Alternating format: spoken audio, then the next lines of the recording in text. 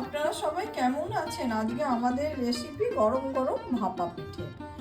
শীতের সন্ধ্যায় এইভাবে বানান আর বাড়ির সবাইকে খাওয়ান, খুবই ভালো লাগবে। আর শীত কিন্তু আর হাতে গোনা কয়েকটা দিন আছে, তার মধ্যেই বানিয়ে ফেলুন।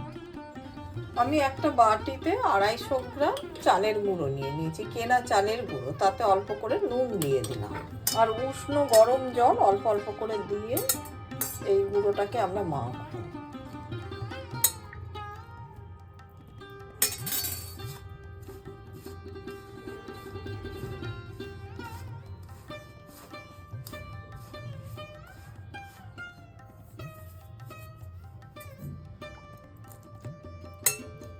এইভাবে ছড়িয়ে ছড়িয়ে জলটা দেব।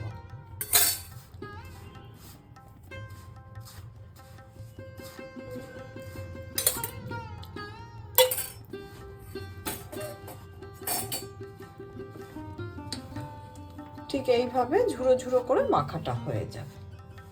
এটা আমার মোটামুটি প্রায় মাখা হয়ে গেছে। এখানে একটা বড় বাটি নিয়ে নিয়েছি কাঁচে, তার উপরে আমি এই ছাঁকনি টাইপের যে স্ট্রেনার আছে সেইটা নিয়ে নিয়েছি।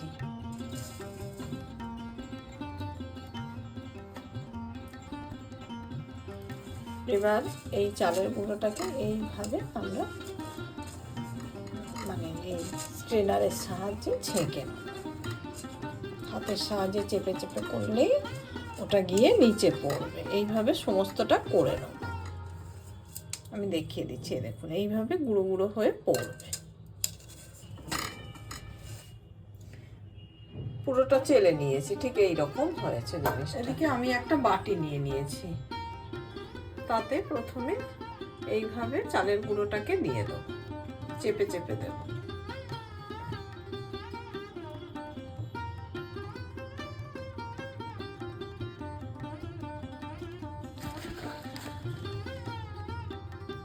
এবার নারকেল কোড়া দিয়ে দিচ্ছি।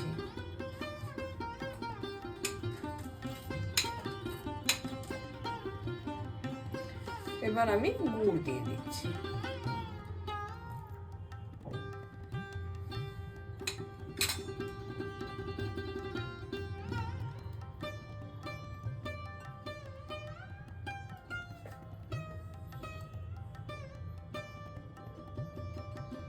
বাটিটা যেহেতু একটু বড় আছে, তাই জন্য আমি কিন্তু পুরোটা ভর্তি করছি না।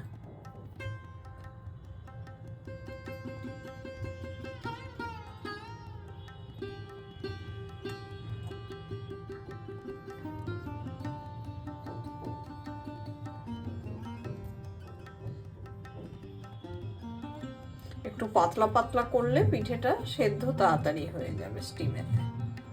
এটা পুরোপুরি হয়ে গেছে। এদিকে আমরা একটা স্টিমার বসিয়ে দিয়েছি, তাতে এবার ভাপা পিঠের বাটিটা বসিয়ে দিলাম, ঢাকা দিয়ে দিচ্ছি।